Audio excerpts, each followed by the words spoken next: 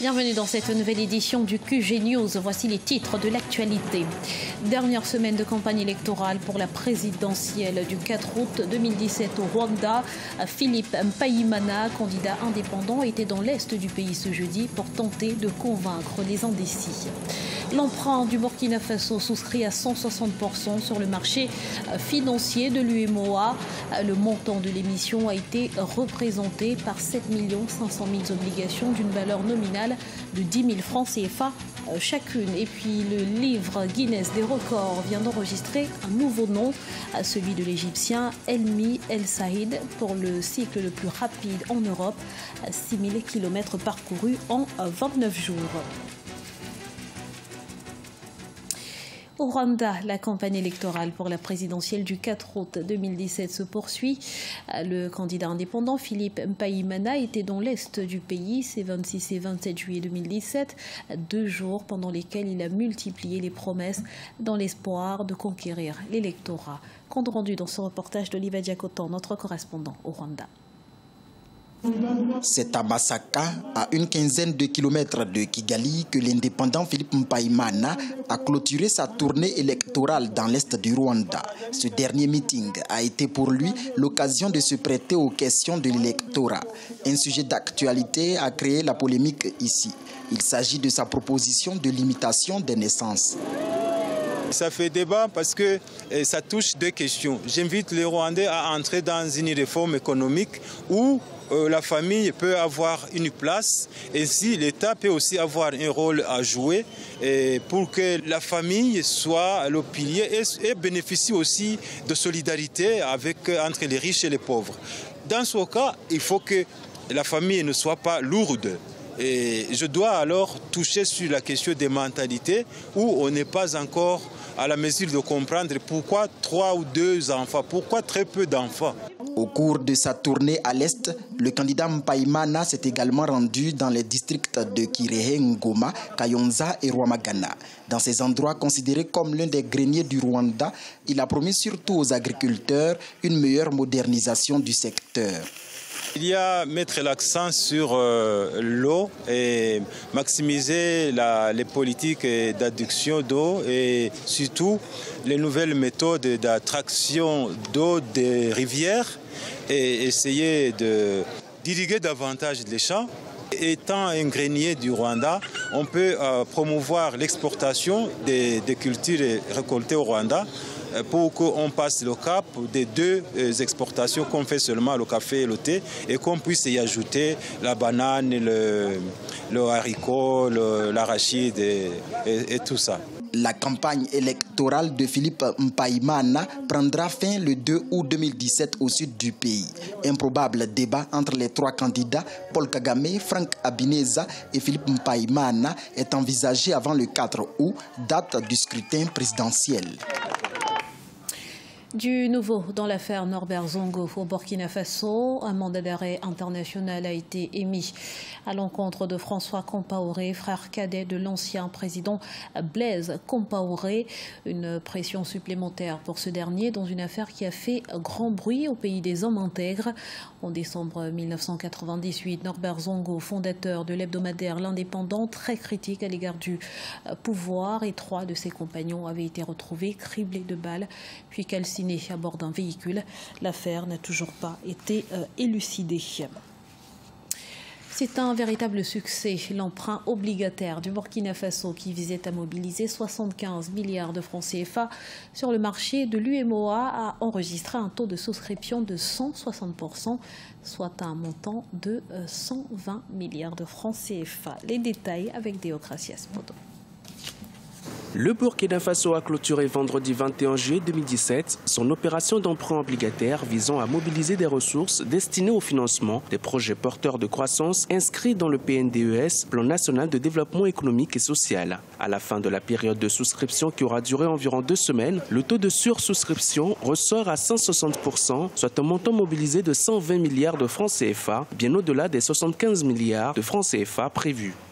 Cet emprunt a été réalisé dans le cadre de l'exécution du budget de l'État 2017. Il va servir à financer les investissements qui sont portés vers les infrastructures, vers l'enseignement. C'est tout ce qui contribue à mettre en œuvre la tranche 2017 du plan national de développement économique et social. Le prêt aujourd'hui obtenu, l'État burkinabé s'engage à rembourser avec des intérêts de 6,5% sur l'année, avec une exonération de charges fiscales pour les souscripteurs résidant dans le pays. Les intérêts seront versés chaque 6 mois jusqu'en 2027. L'opération de souscription a été conduite par la société de gestion d'intermédiation boursière Coris Bourse, avec un ensemble d'acteurs, notamment les banques et l'administration publique au sein de la zone économique UEMOA. La signature du Burkina Faso est bien appréciée par les investisseurs. Cette opération encore sur le marché nous conforte. Ça confirme également qu'au niveau de notre pays, nous avons des SGI qui sont capables de mobiliser des ressources suffisantes pour le développement. Mais également, en tout cas, c'est de nous réjouir que l'ensemble des investisseurs qui ont souscrit à cette opération-là est encore une fois réaffirmer leur confiance à la signature Burkina Faso. Prévu pour s'étendre sur 4 ans, le plan national de développement économique et social du Burkina Faso se fixe pour objectif de transformer structurellement l'économie afin de lutter plus durablement contre la pauvreté qui touche encore 40% de la population. L'opération d'emprunt obligataire, 4e du genre après celle de 2003, 2011 et 2013, est présentée comme une opportunité de placement pour les épargnants et une bouée de sauvetage pour les autorités. Ouvrons à présent notre page sport. Tout d'abord avec l'Égyptien Elmi El Saïd qui vient d'entrer dans l'histoire en remportant le record du monde Guinness pour le cycle le plus rapide en Europe. C'était ce 27 juillet 2017. Compte rendu avec Nato Fontubashtillivi.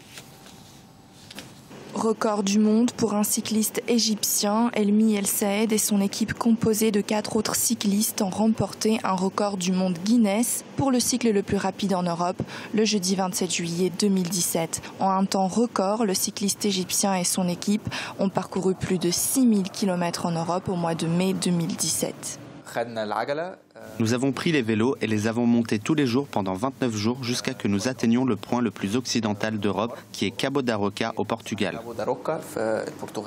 Durant 29 jours, Elmi El Saïd et son équipe ont parcouru en moyenne 220 km par jour et ce, malgré les conditions éprouvantes du voyage. Des températures chaudes, une faible visibilité et des vents forts sont autant d'obstacles que cette équipe a traversés tout au long de cette aventure. Le mental de ces cyclistes a tenu grâce à l'initiative de départ qu'ils se sont fixés. Notre objectif consistant à relever le record était de sensibiliser les enfants atteints d'autisme et nous l'avons fait. Il a été fait au cours du mois sacré du Ramadan et cela a été fait à bon escient parce que les gens cherchent à investir dans ce genre de choses. Grâce à ce record, l'équipe a pu collecter de l'argent pour les enfants atteints d'autisme. Un des cyclistes, Mans Moller, très sensible à la cause, a d'ailleurs mis en place la fondation Wigo pour aider les enfants autistes à participer au sport. Et Abidjan, la capitale économique de la Côte d'Ivoire, vibre toujours au rythme de la 8e édition des Jeux de la francophonie. Place tout de suite à notre point quotidien.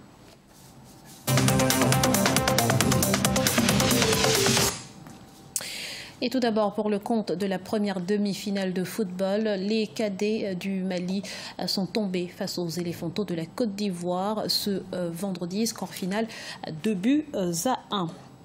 Et ce jeudi 27 juillet, c'est le judo qui était à l'honneur, une discipline qui a souri à la Tunisie, qui a remporté 3 médailles, dont une en or et 2 en argent. Le Maroc, quant à lui, a remporté 9 médailles, dont 2 en argent et 7 en bronze. Le Sénégal, Maurice et la Côte d'Ivoire sont à égalité au classement avec 2 médailles chacune. Le Cameroun, quant à lui, termine avec 4 médailles, toutes en bronze. En ce qui concerne les arts et la culture, la finale de danse hip-hop a été remportée par le groupe camerounais Sniper Crew et la médaille d'argent, quant à elle, revient au groupe marocain El Karoua. Et la compétition se poursuit ce samedi avec au programme la finale de basketball femmes dès 14h30 GMT au Palais des Sports d'Abidjan, suivi de la finale de lutte africaine à 18h30. Les lauréats se retrouveront ensuite à 20h45 à l'hôtel Ivoire pour un gala en leur honneur. Et c'est ainsi que s'achève ce journal. Merci pour votre fidélité. Retrouvez dans un instant une nouvelle édition de l'information sur Africa 24.